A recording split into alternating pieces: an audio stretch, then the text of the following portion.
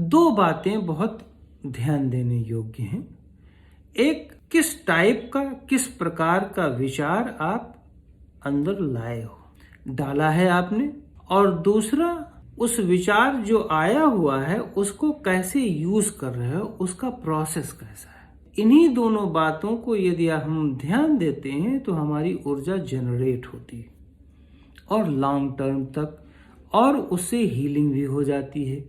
जैसे एक एग्जाम्पल दें, जैसा कि हमने ब्रेन वाले हिस्से में ये डिस्कस किया था, जो भी आप सीड डालते हैं मशीन में, सीड में कोई गड़बड़ी नहीं। अगर वो ऑर्गेनिक खेती करके सीड लाओ और एक हीट जनरेटेड मशीन में डाल दो तो उसका कोई मतलब नहीं रहेगा। दोनों इंपॉर्टेंट है। अच्छी सीड आपने डाला, लेकिन मशीन स्लो तरीके से, कोल्ड प्रेस्ड तरीके से, प्रोसेसिंग से ऑयल को एक्सट्रैक्ट कर रही है, तभी एनर्जी या मिनरल्स बचे रहेंगे। उसी तरह चाहे जितना अच्छा पॉजिटिव से पॉजिटिव थॉट लाओ यहाँ पर, लेकिन अगर उसकी प्रोसेसिंग में, उसके तरीके में गड़बड़ी आई तो वो थॉट हेल्पफुल नहीं होगा, किसी भी काम का नहीं होगा। न तो उससे आप हील करा सकते हो और न ही उससे दूसरे को हील कर सकते हो। अब जरा देखो कैसे। जैसे आप मान लो बहुत पॉजिटिव थिंकर हो और बहुत जल्दीबाजी कर रहे हो, तो इसका मतलब आपकी प्रोसेसिंग गड़बड़ है, आपका तरीका गड़बड़ है उसको एक्सप्रेस करने का, उसको यूटिलाइज करने का।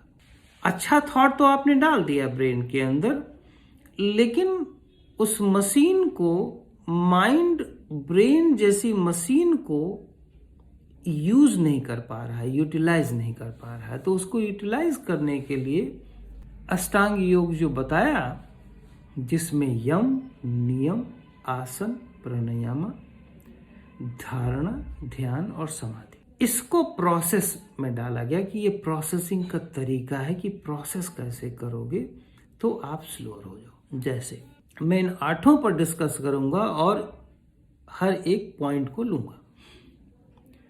आज एक प्राणायाम पर डिस्कस करते हैं। जैसे आप प्राणायाम करते हैं, अब प्राणायाम तो आपने ये समझ लिया कि हम सांस अंदर डालेंगे तो आपकी ऊर्जा बढ़ जाएगी।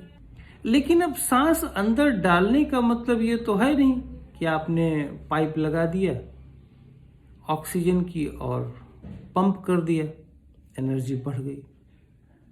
ऐसे बढ़ाना होता तो सारे लोग बढ़ा लेते। कुछ लोग ऐसे करते हैं। सिर्फ एक एग्जांपल लूंगा, अनुलोम विलोम। ये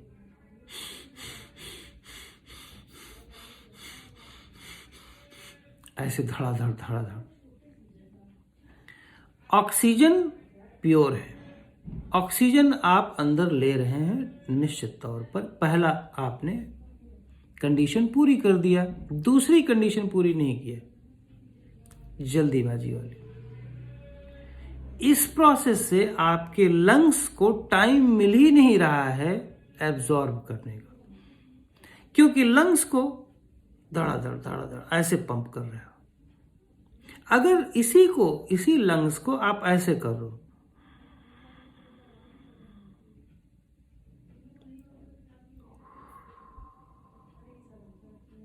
इस तरह कर दो, तो लंग्स को टाइम मिला।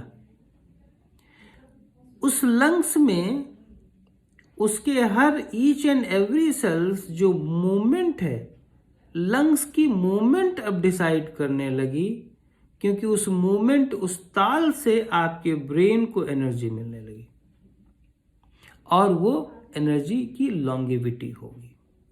इसीलिए मैं हमेशा कहता हूं, तरीका आपका बेहतर होना चाहिए। किताबों में ज्ञान मिल जाएगा कैसे करना है, उससे क्या फायदा है, क्या नुकसान है। तरीका कहाँ से लाओगे? तरीका हमेशा अनुभव से मिलता है। तो जब आप प्राणायाम करें, हम एक प्राणायाम की सीरीज जब बात करेंगे तो हर एक प्राणायाम को कैसे किया जाता है उस पर डिस्कस करेंगे। तो अनुलोम विलोम में इस तरीके के प्राणायाम धीरे धीरे आराम से, लंग्स की मूवमेंट पर ध्यान दो। 5-7 सेकेंड में अंदर आराम से, सेकेंड की काउंटिंग नहीं होनी चाहिए। एक्सलेशन प्रॉपर रिलैक्सेशन, रिलैक्स्ड वे में, उसमें भी काउंटिंग नहीं। कुछ लोगों को योगी लोगों ने बताया हुआ है कि आप काउंट करो, तो काउंट करना अच्छा है उनके लिए, लेकिन काउंटिंग बहुत अच्छा नहीं माना जाता प्राणायाम के विज्ञान में। तो आपको मैंने जो बताया, यदि आप इस तरह की प्रैक्टिस तरीके को चेंज करके करेंगे तो निश्चित तौर पर आपको लाभ मिलेगा।